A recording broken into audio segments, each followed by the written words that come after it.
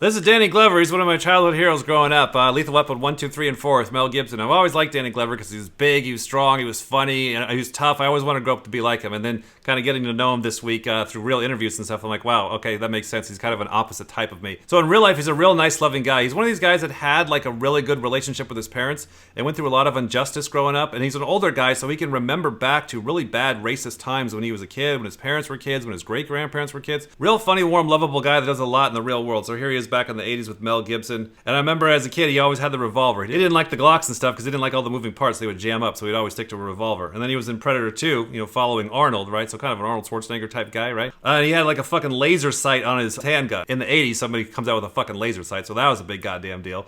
And then it just didn't stop. He has a fucking sawed-off shotgun with the laser. Now, why would you put a goddamn laser sight on a sawed-off shotgun? Like, it's only shooting like 10 feet. The hell do you fucking need a laser for? Well, it's the goddamn 80s. Laser sights are cool and new, so you gotta put them on fucking everything. So here's the official type I worked him down to be. I couldn't quite figure out if he's double masculine or audio. I thought he was SEFI, which would make sense if he's like double masculine, double activated, consume up here at the top. Anyways, he's gonna be somewhere in here. Definitely SETE, play, consume, sleep, blast, last.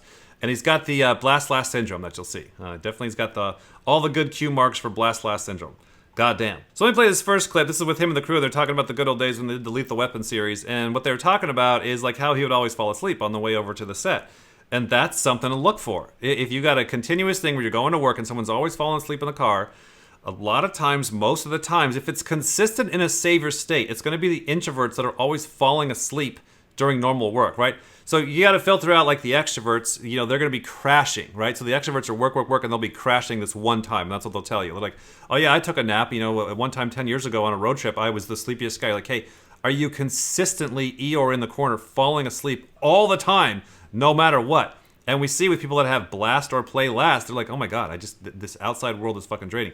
The extroverts are like, we're going to set, we got to get going, and they're charging up because they're responsible for the blast play. I'm in the passenger seat, Mel's driving, and we had to drive the location. I can't remember a time I did not go to sleep. That's true, actually, I remember. Right. Donna would always say, wake Glover up before we start shooting. That's true. I think she might be a TE monster. And then notice too, even in there, he's like, so-and-so said to wake Danny Glover up. He still has to reference somebody else said to wake Glover up. Like somebody else. So we're already bringing in somebody else. This first clip is a good baseline, a little bit inspiration from his childhood. How did you get the idea to become an actor? I came up with young parents who were involved in movements. If things were happening, there was a kind of discourse around my house. So the anti-apartheid movement brought me to an extraordinary writer named Athol Fugard.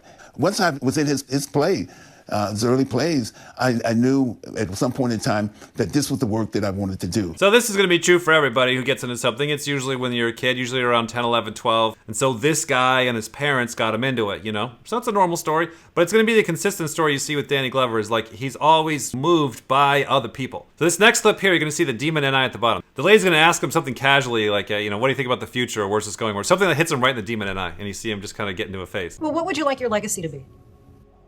That's an interesting thing. I know more that I tried to be the best citizen that I could be. I remember Miss Lumber. She's from Beaumont, Texas. Changing to people. And the kids she was teaching were primarily African American. No, lived in the we're asking about you. federal housing projects at the time. And she came in, I remember saying, I'm not simply in the business of making good students, I'm in the business of making good citizens. So that's what the lady said. Somebody else said that. Did you see that? She casually asked, and I don't know what type the lady is. Like she looks more EJ, I guess. I don't know. She just whatever it was. She doesn't have NI at the bottom most likely. What do you think your legacy would be? Just tosses it out there like it's no big deal, right? And so boom, hits him right in the double demons. It's gonna be demon FI and demon NI. What do you think about your FI legacy NI time? So an extroverted function is open to the spectrum, channel changing. So think about TE, SE, NE, FE, searching for new, responsible to the outside world, right? So if you're trying to get into your little inner world and somebody comes in, you are responsible to jump back up and see what's going on. And then doesn't naturally have a way, lacks ownership, and doesn't update under pressure. So this thing right here, like lacks ownership, like that's definitely something that you'll see in real life where it feels like the extrovert or the extrovert savior is like in the back seat of their own airplane. And then the introvert person's the other way around. So both of them are fucked because it's like, the introverted person, or the DI, let's say, a savior DI, savior OI, depending on the context, they're like, I'll put pressure on self. So if you're savior OI, you're like, the plan's falling apart, I'll take the pressure on myself, I'll make a better plan. If you're savior DI, you're like, the people are being dumb, I'll put the pressure on me, I'll become stronger, right? And so that's really great. Really, really great. Everybody loves that. The problem is you keep taking the pressure on because of these introverted function saviors, and then you're not taking in the calibration of like, okay, am I taking in the right information? Am I going on the right path? So you put all this pressure on self and put all this pressure on your plan, and then it's the wrong path or the wrong plan or the wrong pressure on self, and then it ends up not working out because there's not taking in this extroverted information, right? And then the other way around with the extroverted function. So for Danny Glover, it's like not taking ownership.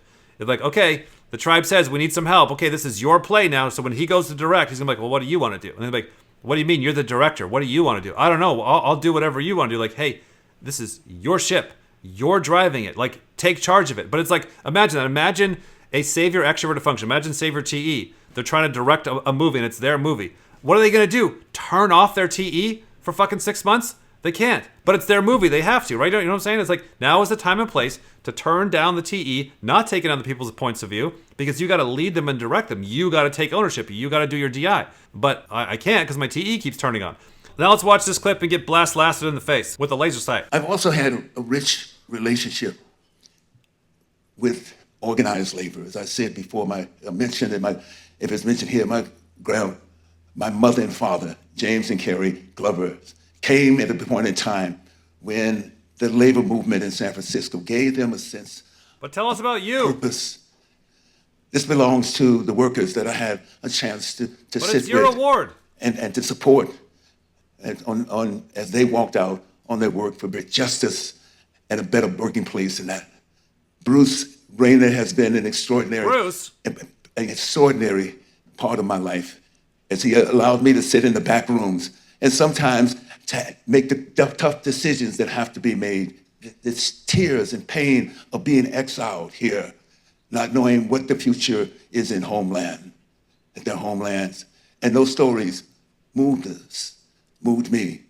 And I was happy to be a part of that. He's talking about the old movies and the people that really moved him, right? But it's like, he's got to bring in everybody else first. Like, he is the one winning the award. So everybody in the audience is like, Danny, now's the time. We want to hear about you, and we want to hear about your way. Now, he kind of eventually gets to it at the end, kind of mumbles it out a little bit, but he's got to take everybody along about every other random fact and random example and random thing that happened with random people.